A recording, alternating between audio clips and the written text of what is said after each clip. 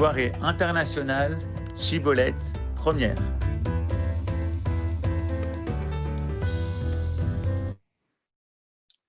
Voilà, merci aux intervenants de la dernière session, je les remercierai plus tard aussi. Je donne la parole d'abord à Sam Tiano, professeur de psychiatrie et président d'honneur de Chibolette Israël, et ensuite à Thibaut Moreau, psychanalyste et vice-président de Chibolette France. Sam, tu es là? Sam? Oui, je suis là. Voilà. Merci. Merci, Micha. Chers amis, nous voilà à la fin d'un colloque interdisciplinaire qui a été monté comme un puzzle ou une palette de peinture.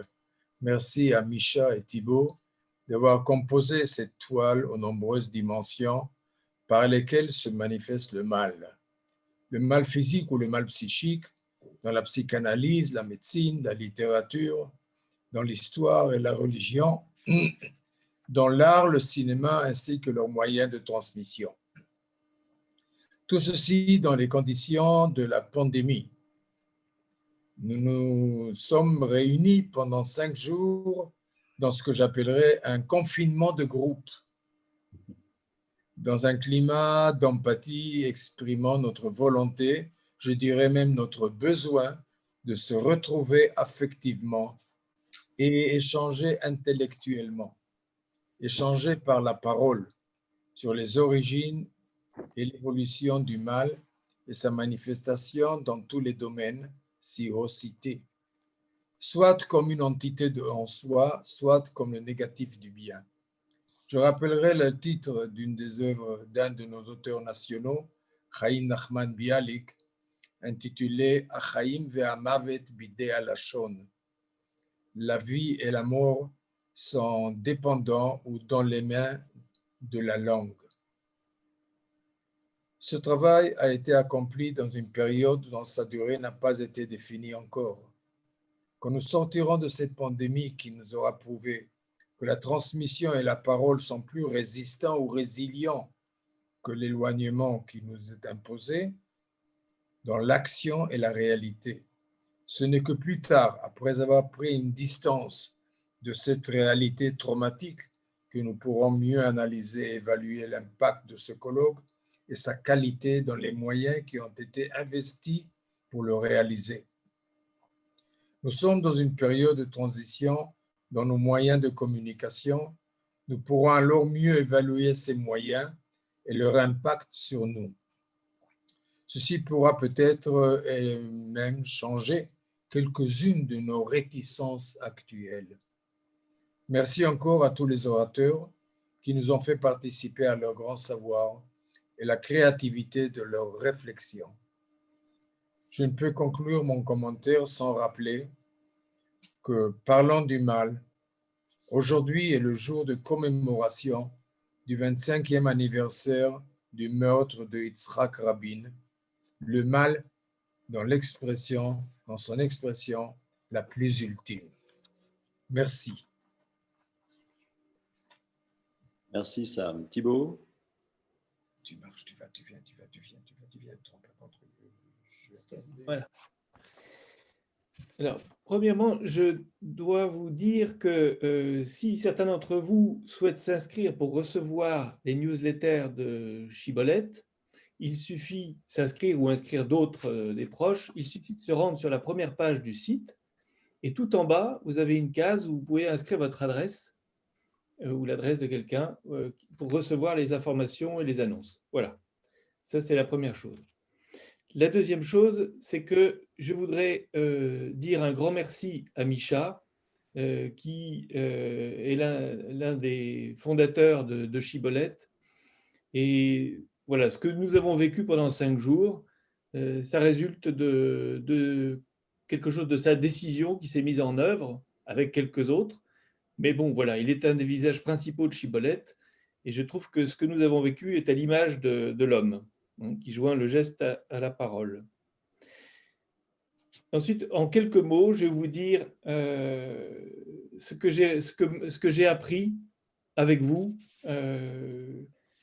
pendant ces quelques soirées. l'idée c'est comment faire face aux figures du mal. Et ces figures du mal qui sont celles même qui défigurent. Et j'ai en mémoire un des premiers ouvrages de la préhistoire de Chibolette, c'est un ouvrage sur les visages, Panim Pnim. Comment se tenir debout devant ce qui abolit les visages, jusque dans leur pluriel. Le mal étant ce qui abolit la relation, le relatif, et donc la séparation, et donc la distinction. Et le mal apparaît ici comme la matrice de la masse, du confus et de l'indistinct. Eh bien, pour faire face, il faut être plusieurs. Mais pas n'importe comment. Plusieurs en préservant les visages. En soi, parvenir à avoir plusieurs visages en soi, mais aussi dans la société que nous essayons de former, par exemple, ici. Et il faut retrouver le chemin de la relation depuis la cure, par exemple, ou dans la relation dans l'étude, mais aussi dans la société que nous formons là. Et ce plusieurs, ce style, cette façon d'être à plusieurs, et chacun de se trouver soi, c'est, on va dire, quelque chose de l'ambition de Chibolette. Voilà. Et ce plusieurs, et là je reprends quelque chose qu'a évoqué Michal Govrin, c'est aussi quelque chose qui va nous aider à ne plus avoir peur et à sortir de la sidération et aussi à sortir de la fascination, comme je l'ai évoqué tout à l'heure. Voilà. Et une autre chose que j'ai appris, c'est que ce travail de sortir de la fascination, il commence par faire une place au mal qui est en nous. Pas commencer à le chercher dehors, mais d'abord en nous, pour pouvoir peut-être avoir un autre abord avec la réalité. Quand je dis en nous, c'est dans notre histoire personnelle, mais aussi dans nos histoires de l'humanité. Je fais allusion aux propos de Freud.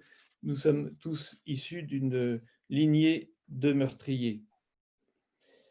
Voilà. Et la dernière découverte, c'est que un des signes que le travail que l'on effectue, et ça prend toute une vie, de faire face au mal, un des signes que ce travail porte fruit, c'est qu'il soulève une hostilité, non seulement en soi, une résistance, mais autour de soi.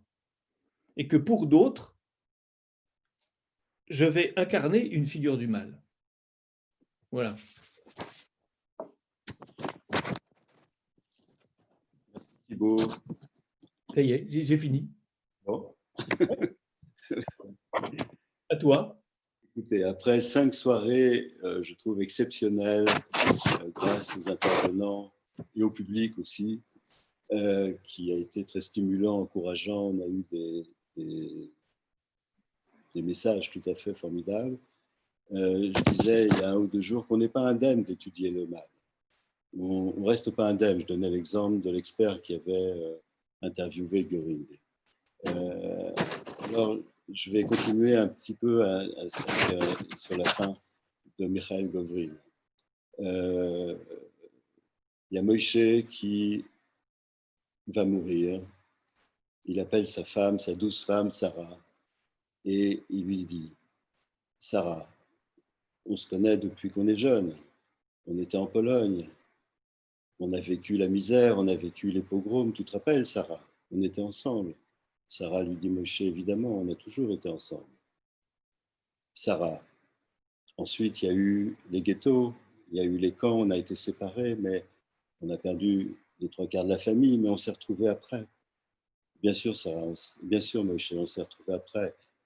Et après, ça a été très dur. Trouver du travail, avoir du travail à l'atelier, puis après, on a eu beaucoup de travail et c'était très dur aussi. Et puis après, il y a eu les enfants, et c'est beaucoup de souris, beaucoup de soucis. Tu te rappelles, Sarah? Moshe, évidemment, on a toujours été ensemble, je me rappelle. Sarah, dit Moshe, tu ne me portes pas un peu la poisse? Et je pense à mon père, Joseph. J'imagine dans cette situation, cette réactualisation, cette activation du mal autour de nous. Et il voit le médecin. Il faut dire que le médecin, il était aussi client, donc il s'échangeait les consultations contre des chemises sur mesure. Et mon père dit, j'imagine mon père dire au médecin, écoute, je me sens pas bien en ce moment, ça me pèse un peu sur l'estomac, j'ai du mal à digérer. Ah, Joseph, tu as du mal à digérer, mais qu'est-ce que tu as du mal à digérer? Bah, écoute, il y a quand même beaucoup de choses qui vont mal en ce moment, c'est dur. Le nazisme encore, l'islamisme, le terrorisme, la détestation d'Israël qui ne finit pas, et puis j'ai des amis qui sont malades.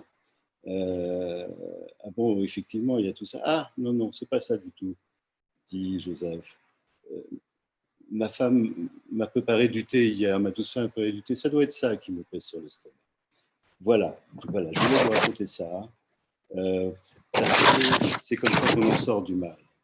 L'humour, c'est pas seulement de l'humour, c'est pas de rire aux éclats, c'est de lire aux éclats, comme dit Marc Alain Wachnine. Bien sûr. Ne bouge pas, c'est pas possible. Mais ça, on l'entend. Le mal, bien sûr, lui faire face. L'humour, paradigme de l'indéfini de la pensée, de l'infini des commentaires et de l'interprétation, comme disait quelqu'un tout à l'heure. À l'opposé du mimétisme et d'un absolu dont on sait qu'il incarne précisément le mal, le fanatisme, l'idéalisation, l'idolâtrie. C'est un travail d'intellectualité intricant, éthique d'universel du singulier et subjectivation, de conflictualisation des identifications dans une situation d'impasse ou de danger existentiel. Il s'agit de s'extraire de la masse compacte, comme disait Freud. La masse compacte sans mémoire ni langage, sans vérité ni conflit psychique, sans culpabilité, comme on l'a redit tout à l'heure, à ne pas confondre avec la responsabilité. Une masse pleinement narcissique, à la haine qui jouit, à la haine mortifère, et d'autant plus mortifère qu'elle jouit. Freud rappelait effectivement qu'on ne tue pas aussi joyeusement qu'en foule. Redevenir un sujet singulier, collectif, politique, faire parler le destin, peser sur lui, conquérir un libre arbitre et ouvrir un champ polyphonique, polysémique, nommer le mal et se décider à lui faire la guerre, à faire la guerre si besoin, pour conquérir la paix. Je renvoie au dialogue entre Freud et Einstein de 1932. Sur la demande d'ailleurs de la Société des Nations, qui est devenue ensuite l'UNESCO, et vous voyez que l'UNESCO a bien changé. Tout à l'heure, Daniel, je crois, rappelait les dégâts que peuvent, et Denis aussi, les dégâts que peuvent provoquer les défaillances des institutions qui sont référentes du symbolique et d'une éthique de vérité et de réalité. Faire la guerre, c'est reconnaître l'autre en l'adversaire, le semblable différent, à l'opposé du massacre de masse, du génocide, que l'acte même solitaire agit, ce que la décapitation signifie. D'ailleurs, à propos de la méthode analytique de la cure, Freud emploie des mots guerriers. Granoff et Dida ont bien souligné ces mots: résistance, défense, conflit, utilisation, voire manipulation, selon les traductions, du transfert, et ça n'est pas péjoratif. Voilà. Donc c'était important comme ça pour moi de retracer un petit peu cette éthique de la guerre contre le massacre de masse, et on en a parlé un petit peu.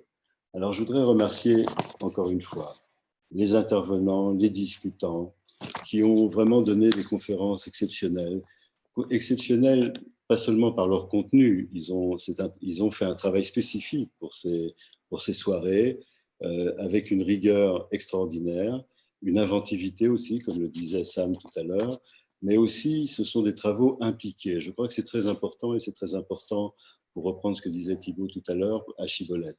Des travaux impliqués. D'ailleurs, Freud parlait d'une psychanalyse non pas appliquée, mais d'une psychanalyse impliquée, c'est-à-dire qu'à chaque fois qu'il commençait à étudier la masse, la statue de Michel-Ange, etc., il parlait de pourquoi il l'étudiait, de qu'est-ce qui venait de lui, qu'est-ce qui l'intriguait.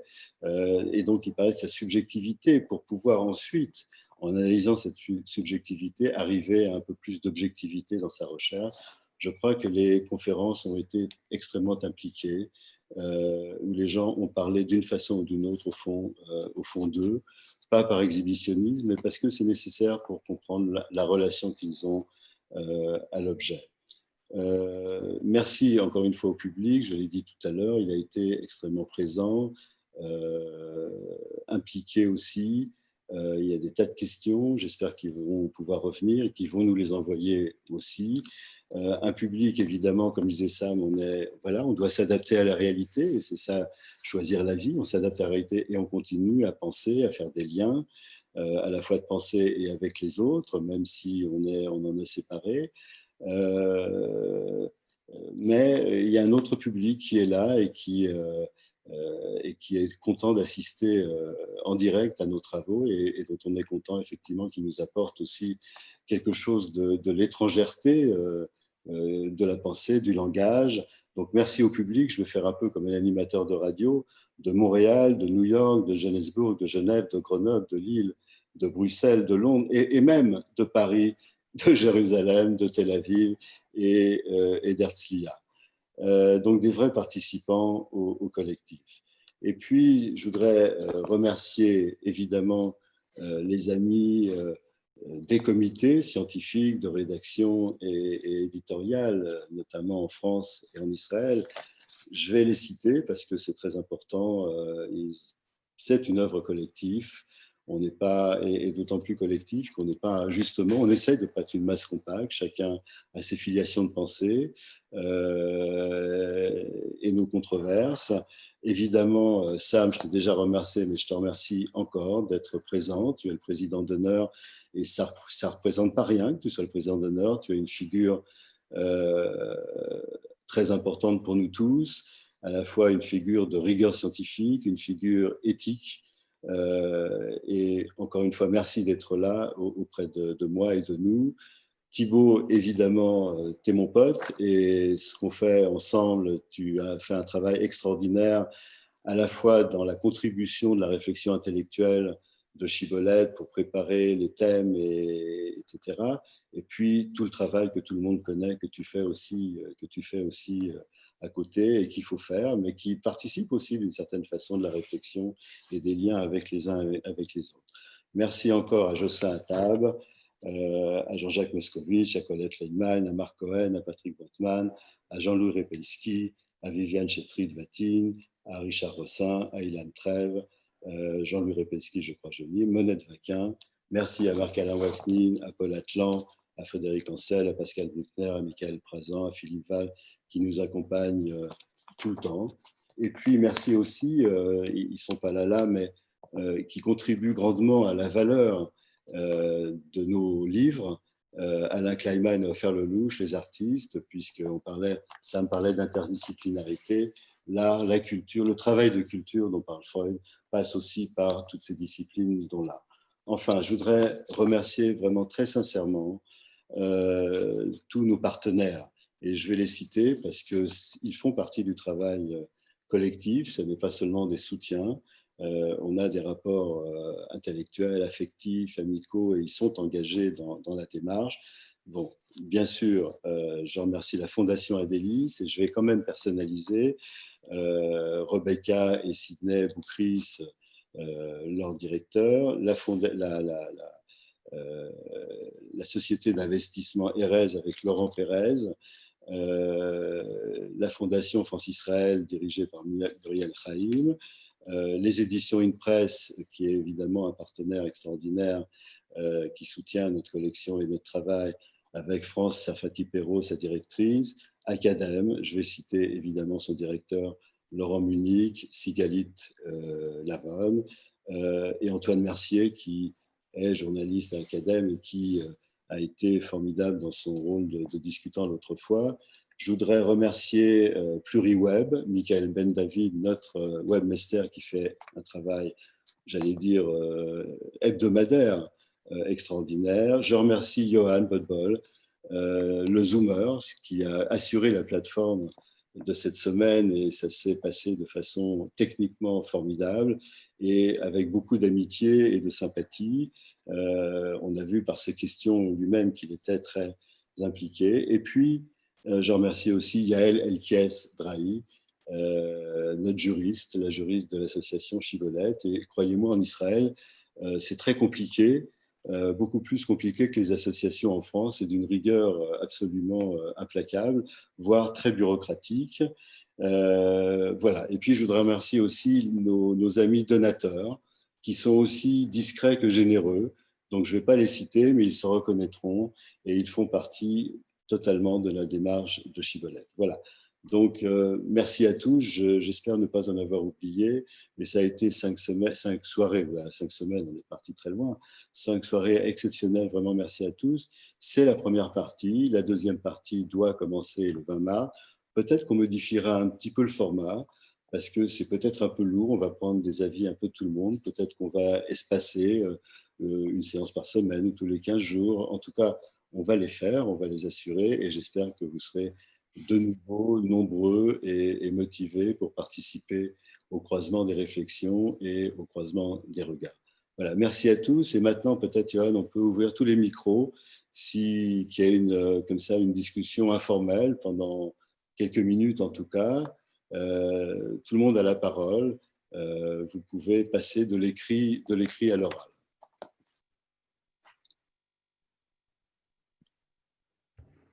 Oui. Allô? Oui, C'est Jean-Jacques Moscou. C'est bon? Jean-Jacques, voilà. Jean-Jacques. Oui, moi je trouve que c'est formidable ce qui s'est passé par rapport au fait que, et c'est pas la première fois, on peut se parler et se former les uns les autres. C'est pas encore complètement ça, c'est jamais définitif.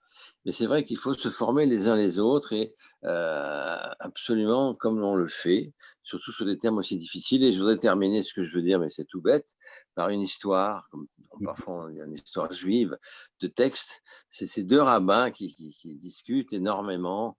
Et bon, ils ont assisté d'ailleurs au Zoom de ce soir. Et ensuite, ils vont travailler. Et ça arrive, quoi, c'est 10h, 11h du soir. Et ils continuent à compulser les textes, à voir les versets, etc. Et puis finalement, 3h du matin arrive, 5h du matin arrive. Et ils continuent dans une joie extraordinaire du texte. Et puis finalement arrive le jour, 7h du matin. Et ils disent, mais il faut amener les enfants à l'école. Et arrive 9h du matin. Ils n'ont pas pu terminer. Et finalement, ils sortent dans la rue. Et il y a un très beau soleil et il y a un très beau ciel. Et l'un des deux dit à l'autre, tu as vu ce ciel, tu as vu ce soleil? Et l'autre lui dit, mais tu as lu ça dans quel texte? Pour essayer de voir que justement le texte est tellement premier chez les Juifs, chez la pensée juive, que c'est vraiment un grand plaisir d'entendre les réflexions et les pensées de chacun. Et j'ai trouvé que j'ai été nourri là par quelque chose d'une pensée, disons, juive au sens banal, mais en même temps des nuances qui me forment et qui vont me former en tout cas pour la prochaine fois là en décembre. Merci beaucoup. Merci beaucoup Micha et Thibaut et merci beaucoup à tous ceux qui ont pu prendre la parole et du fond de leur réflexion, transmettre des points très difficiles sur ce thème. Merci encore. Je voudrais juste, vous êtes tellement proche, Jean-Jacques Moscovitch et Michel Granet, vous êtes tellement proche que je vous ai oublié parce que vous êtes toujours avec moi. Donc voilà, je cite parmi les noms, je ne sais plus si je les ai dit, mais Jean-Jacques Moscovitch et Michel. Oui, tu m'as quitté, oui. Bon, alors Michel Granet, je ne sais pas. Mais en tout cas, voilà. Vaut mieux dire 2 fois. Toujours plaisir, oui. Voilà, écoutez, allez-y. Hein. Vous pouvez dire plein de choses gentilles. Mais citons-nous les uns les autres, c'est ça. Citons-nous les uns les autres. Micha, tu as parlé de toutes les villes du monde, sauf de Givat Yeshayahu, enfin. Mais oui, tu as raison, absolument, absolument. Et c'est biblique. C'est biblique là-bas. Je vous invite tous. Mais tout s'embêter si tout le monde venait quand même. Oui, j'ai vu un visage de quelqu'un. Hélène Tri. Pour dire que vous avez choisi un thème, hélas, d'une très grande actualité. Ouais. Et la variété des réflexions et tout ce qu'on a pu entendre a permis de justement sortir de l'accablement et de la tristesse et d'aller vers quelque chose qui, j'espère, nous permet d'avancer dans ces sujets, quoi. Et au lieu de rester sur soi-même et avec l'angoisse que produit, on a vraiment, aujourd'hui c'est Nice et il y a 10 jours c'était Paris, donc ou Conflans-Sainte-Honorine, et tous ces thèmes qui reviennent d'une immense violence en France et ailleurs dans le monde, grâce à ces réflexions, on va plus loin et on arrive à peut-être ouvrir des portes pour comprendre. Voilà. partout. Merci beaucoup en tout cas. C'était très, très, très intéressant. Merci. Merci à vous. Je vais dire un mot. Je crois juste qu'il faut préciser, puisqu'il y a une question là, que bien sûr les intervenants et les personnes qui se sont inscrites pourront accéder aux enregistrements sur le site Shibboleth pendant 2 mois. Je ne sais pas à partir de quand, si c'est à partir de la semaine prochaine ou de la semaine d'après. Les jours prochains. Les jours prochains, le temps que la technique fasse œuvre. Donc voilà. Voilà, pour les gens qui veulent réécouter des conférences ou écouter des conférences qu'ils n'ont pas pu voir, s'ils ont été inscrits, évidemment, pourront les revoir, ils recevront un lien. Hein, c'est ça, Thibaut? C'est ça. Je voudrais dire 2 mots. Très bonne idée. Jocelyn? Non? C'est qui? Oui, Jocelyn. La voix, Oui, oui, Jocelyn. Ah, ben voilà. Une première chose, si le colloque sur la transmission il y a 2 ans maintenant avait donné plutôt un caractère optimiste, comme ça, de transmettre et de bonheur, quand tu nous as pointé sur le mal, personnellement, ça m'a donné le bourdon. Et c'est pas grave, j'étais assez pessimiste. Et après ce colloque où j'ai entendu et appris beaucoup de choses, certes, ça n'a rien diminué du mal, mais en tout cas, ça permet de mieux le préciser, mieux le comprendre et l'accepter tel qu'il est. Le deuxième point, on a tendance, qu'on assiste à un congrès ou un colloque, que les choses se passent facilement. Tu t'assois, ou bien là, tu ouvres ton ordinateur. Alors, je voulais dire que si les choses ont si bien marché et que tous les inscrits ont pu participer, c'est grâce au travail extraordinaire de Thibaut que j'ai découvert comme non seulement un psychanalyste, un collègue, mais comme un administrateur et qui sait jongler avec les Excel et les communications de façon qui a réveillé chez moi un peu de jalousie parce que je suis très loin d'arriver à comprendre comme ça de mon petit rôle dans Shibboleth. Et vraiment, merci beaucoup Thibaut de m'avoir aidé aussi et d'avoir permis aux choses de s'organiser aussi bien. J'espère faire mieux la prochaine fois. Tu as de l'avenir, hein. Tu peux que progresser. Le temps est quand même limité.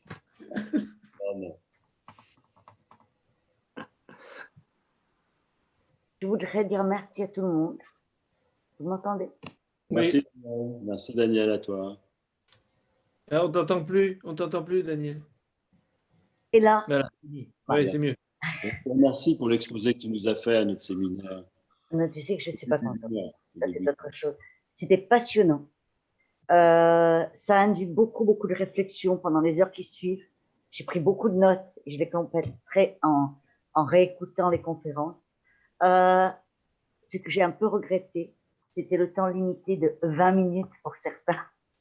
C'était très dur parce qu'on avait envie d'entendre encore. Mais tout le monde a été passionnant. Chacun avec son style, évidemment. Un petit coucou à Richard, qui était très, très drôle. Et puis, les histoires drôles que tu nous as racontées. Et ce soir, comme on rentre dans le confinement, je peux te dire, ça va très, très mal. Tu es content? Merci, shalom.